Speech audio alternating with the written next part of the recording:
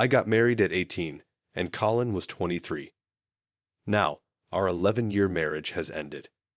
I cheated on my husband. It's a tale as old as time. I was out of town on the East Coast for job training, which lasted 6 weeks. Being 30 now, it wasn't surprising that everyone in the class was actively interacting with me. Men did this all the time, and some women too.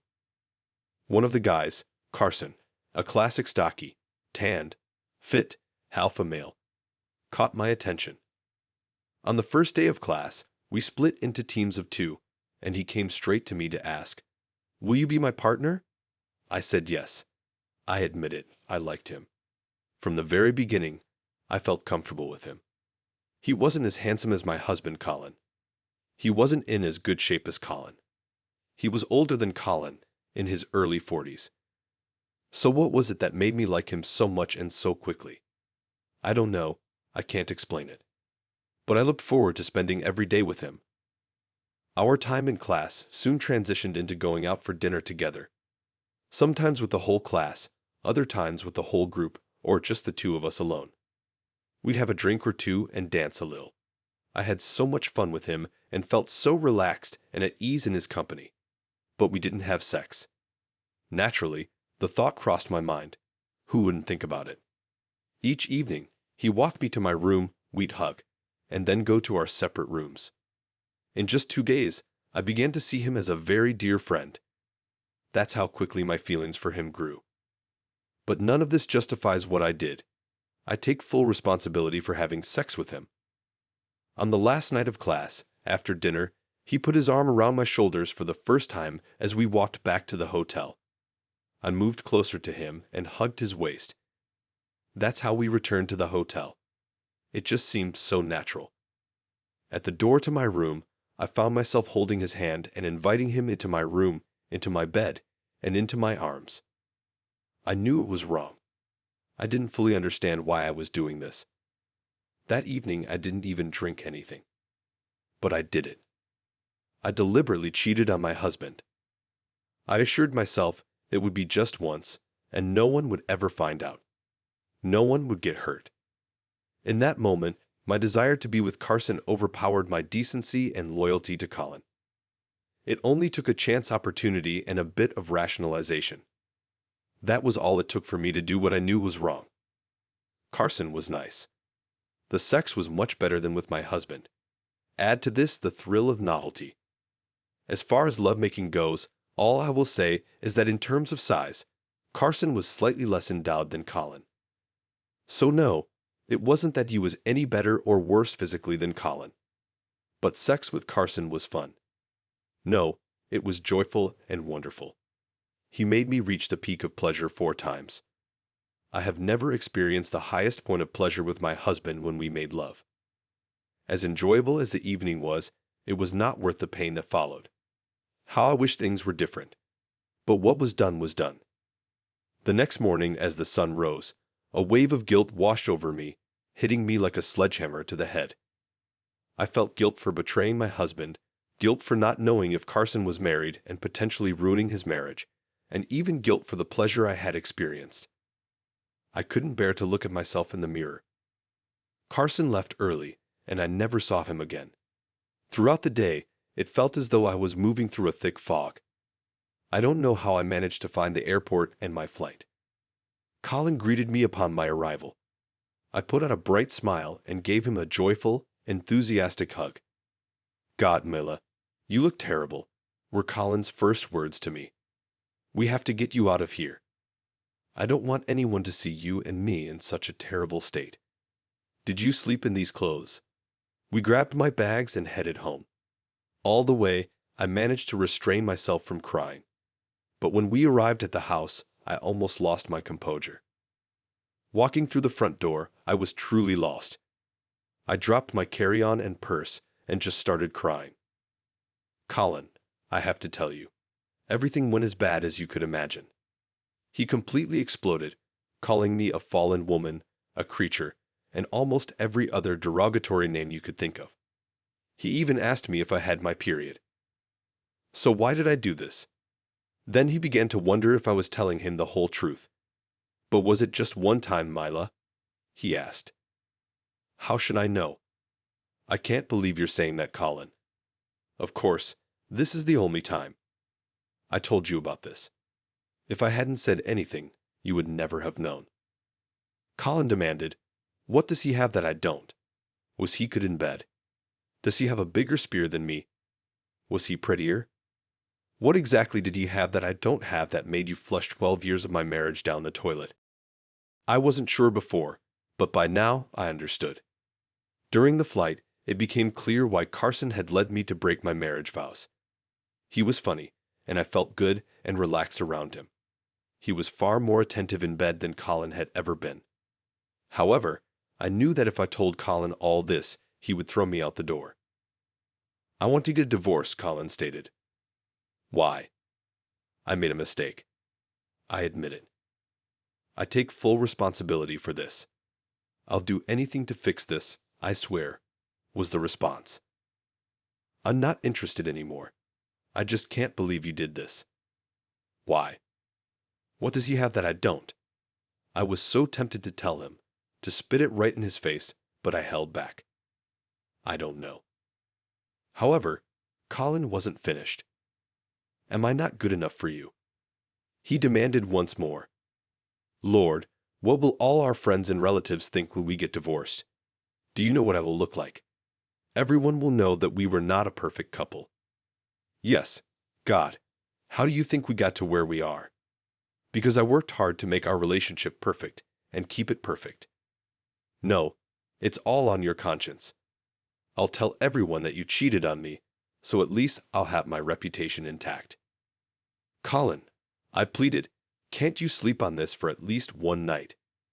And not even 5 minutes later, you're already mentioning divorce. You're damn right, it is, he replied. So just like that, do you not love me anymore? She asked. No, he responded. Can I earn your trust and love again? Can you forgive me? I will do anything to fix this, she pleaded. Why? I shouted. Our marriage was perfect, yet that wasn't enough for you, and you cheated on me. You can't even explain why you did it. So there's no guarantee it won't happen again. What's worse is that if you don't understand why you cheated, the same conditions that led to it are probably still present, meaning you could do it again. No thanks.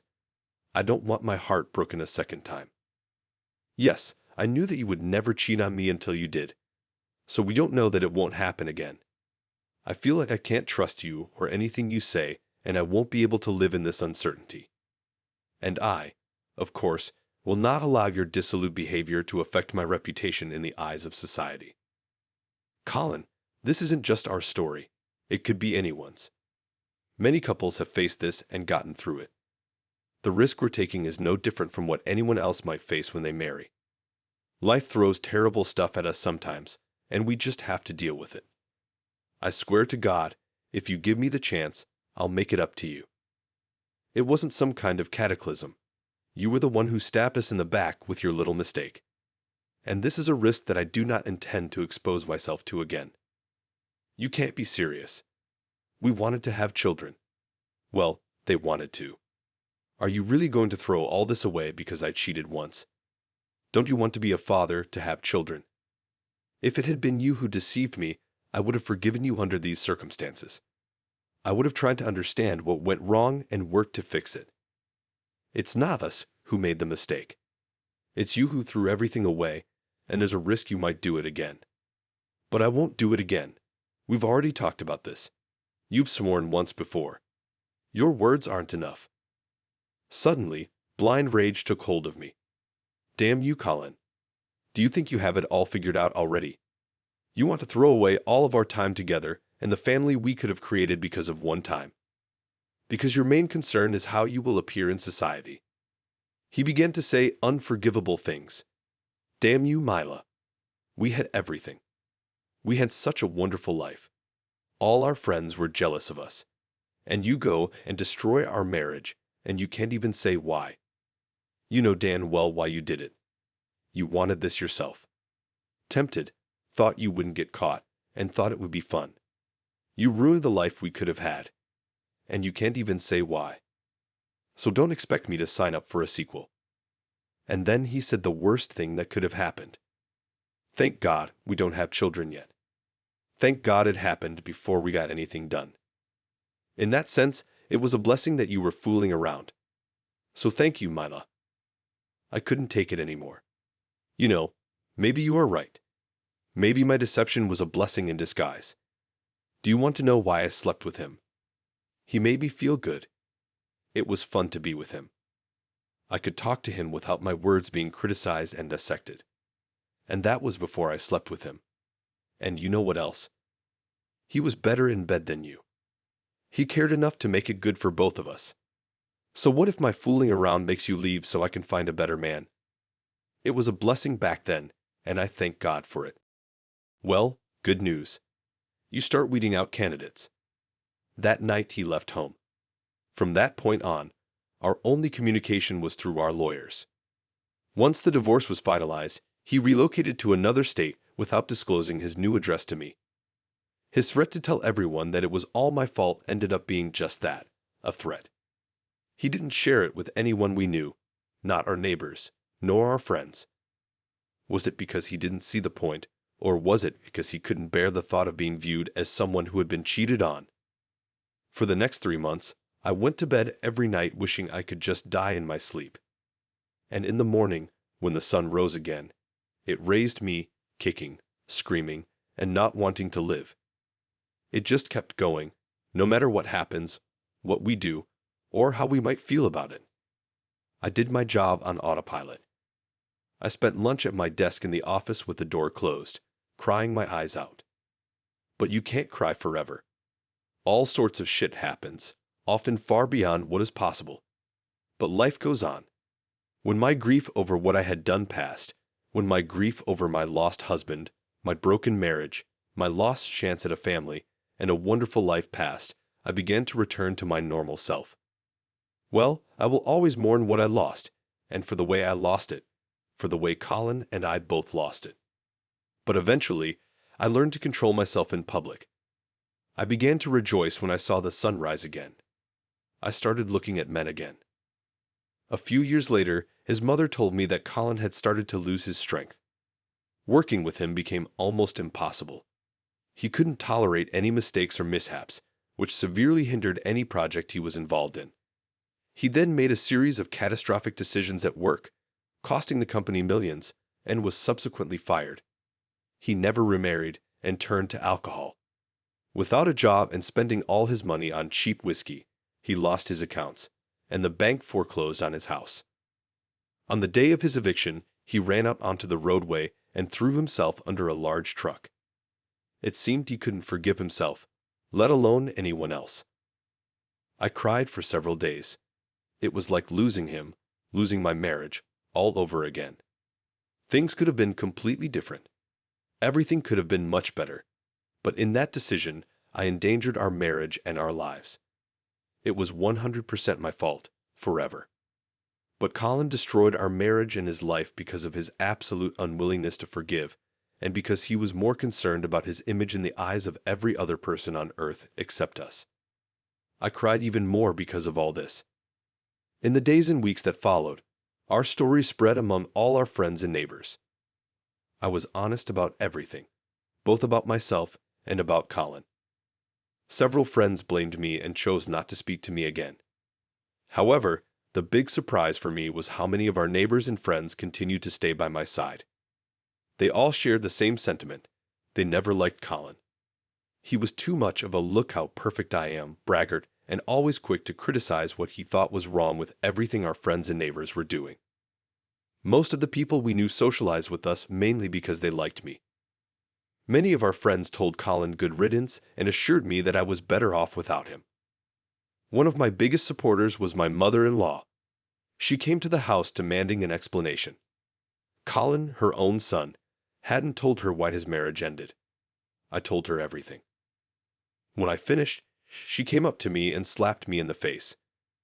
"This is because you cheated on my son." Then she hugged me tightly and said, "This is because you got rid of him. Lucky you. I'm sorry I didn't raise a better man for you." We hugged each other and cried for over an hour. Tears were my most frequent companion in the days and weeks that followed.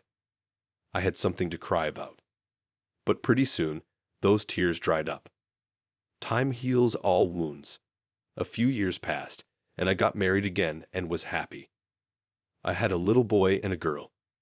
I have never cheated on my new husband. But then, I never loved my first husband, Colin, the way I loved my second husband, Fred. This time, being older and wiser, I chose a man with whom I felt good, as I once did with Carson. A man who didn't have a perfection complex. They say that everything happens for a reason. I don't know anything about this. Quite often it seems like shit just happens and everyone catches it sooner or later.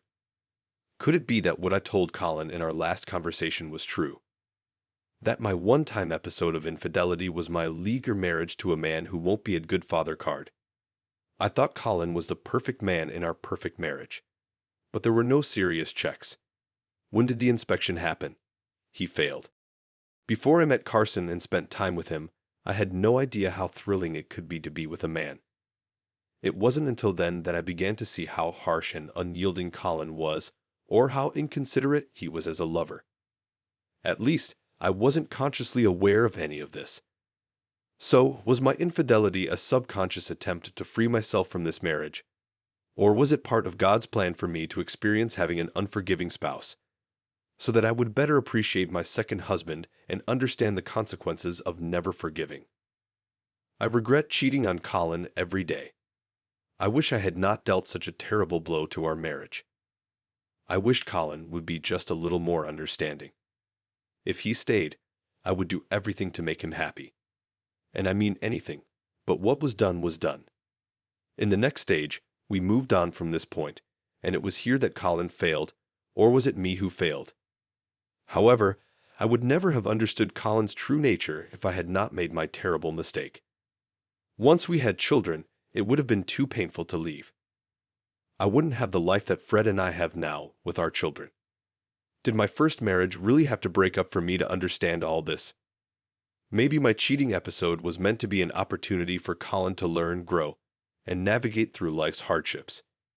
It could have been his moment to embrace forgiveness, or at least show some leniency to maintain a good marriage and life together. But he ruined everything. Without the ability to forgive, I don't think any of us will endure long in this world. Colin couldn't. If these were the lessons we were all meant to learn, I wish they weren't so painful. It didn't end well for Colin, but we can all desire whatever we want. God has His own plans for us. We may not like it, but we must learn from it. I'm not sure. What I do know is that when my husband Fred came back from a long trip, I noticed something was off. He confessed that he had slept with another woman during the trip. I hugged him and said, "Fine, I understand how this could happen. We will find out what is wrong between us, what caused this, and we will fix it. We'll deal with that." It took some time, but much less than you might think. Hurt feelings. We had a whole truckload of that. I had to figure it out just like anyone else in a similar situation. But we faced the problems head-on, together. We had to turn to a marriage counselor to help us cope with this. But even in the most difficult moments, we never considered saying the word divorce. Our children never knew about our problems. We kept our marriage and our family intact.